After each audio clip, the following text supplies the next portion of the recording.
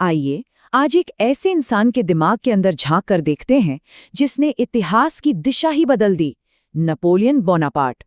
आज हम सिर्फ तारीखें नहीं रटने वाले, बल्कि उस मानसिकता को डिकोड करेंगे जिसने पहले उसे यूरोप का सरताज बनाया और फिर सब कुछ मटियामेट कर दिया। शुरुआत इस बहुत ही गहरी और कड़वी सच्चाई से करते हैं कि इतिहास जीत का जश्न तो मनाता है, लेकिन पतन को, हार को कभी नहीं भूलता।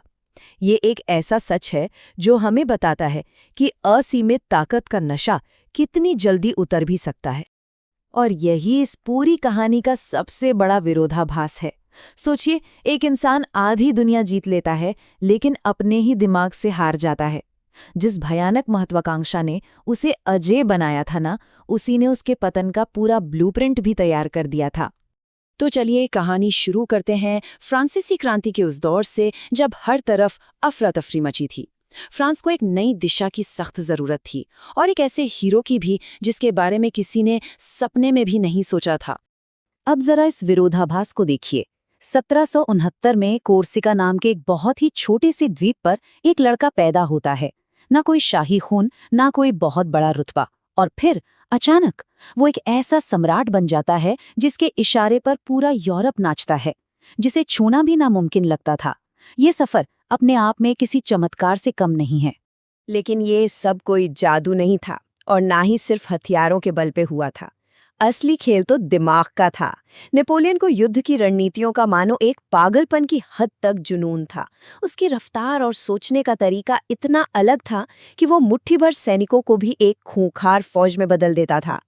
इसी दिमागी तेजी ने उसे देखते ही देखते फ्रांस का सबसे बड़ा सैन्य कमांडर बना दिया। अब आते हैं 1804 के उस दौर में जहां ये सारी सैन्य सफलताएं एक बहुत ही साहसिक, या यूं कहें कि एक खतरनाक रूप लेने वाली थीं। 1804 में उसने कुछ ऐसा किया जिसने पूरी दुनिया को सन्न कर दिया। उसने खुद को फ्रांस का सम्राट घोषित कर दिया।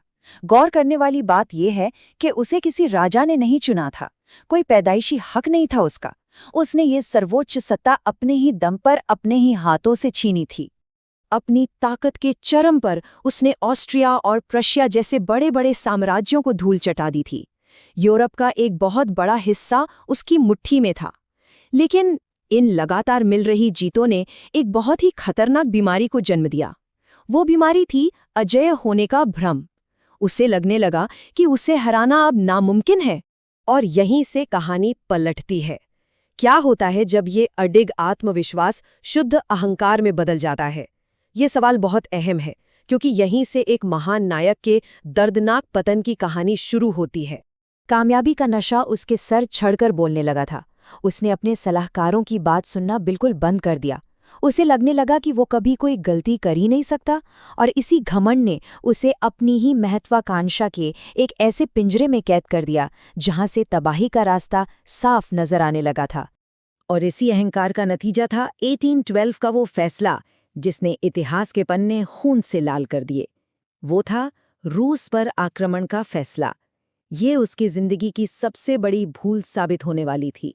रूस की सेना ने एक बहुत ही खौफनाक रणनीति अपनाई, झुलसी हुई धरती की रणनीति। मतलब पीछे हटते जाओ और अपनी ही फसलें, घर और सारे संसाधन जलाते जाओ ताकि दुश्मन को कुछ न मिले। भयानक सर्दियों के आने से बहुत पहले ही इस रणनीति ने नेपोलियन की सेना को भूखा मारना शुरू कर दिया था।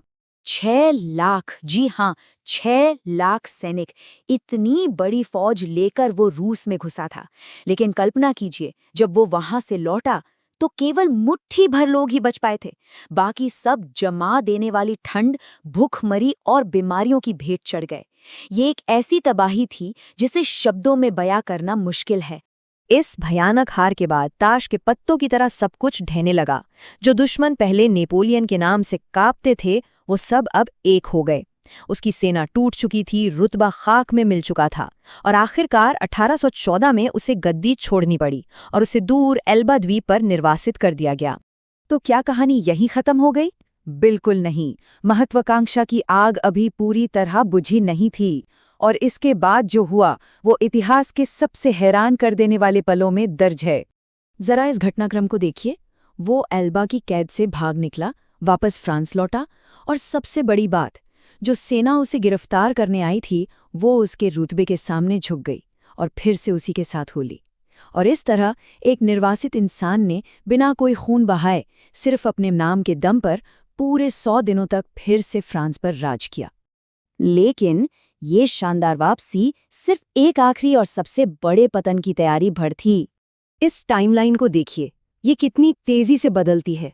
1812 में रूस में तबाही, 1814 में एल्बा का निर्वासन, 1815 में वाटरलू की मशहूर लड़ाई में एक और करारी हार, और फिर 1821 में सेंट हेलेना नाम के एक वीरान द्वीप पर अकेले उसकी मौत हो जाती है। जिस इंसान ने पूरी दुनिया मुट्ठी में कर ली थी, उसका अंत सत्ता और अपनों से कोसों दूर इस एकांत में हुआ। सबसे बड़ा दुश्मन बाहर नहीं है, वो हमारे भीतर ही है। ये बात नेपोलियन की जिंदगी पर बिल्कुल सटीक बैठती है। उसने बड़ी बड़ी सेनाओं को तो हरा दिया, दुनिया का नक्शा तक बदल दिया, लेकिन उसकी सबसे बड़ी कमजोरी उसके अपने ही दिमाग के अंदर पल रही थी। सच तो ये है कि अपार शक्ति किसी इंसान को बर्बाद नहीं करती, बल्कि उस शक्ति से पैदा होने वाला अहंकार उसे बर्बाद करता है। और यही नेपोलियन के पूरे जीवन का सबसे बड़ा और सबसे कड़वा सबक है। जाते जाते इस सवाल पर जरूर गौर कीजिएगा, जिस गुण ने, जिस बेतहाशा महत्वाकांक्षा ने इतने विशाल साम्राज्य की नींव रखी, उसी ने उसे राख में भी मिला दिया। तो क्या ये अनियंत्रित महत्वाकांक्षा किसी भी लीडर का सबसे बड़ा हथियार होती है, या फिर एक ऐसा डेथ वारंट जिससे बचना नामुमकिन है? इसी विचार के साथ आज की ये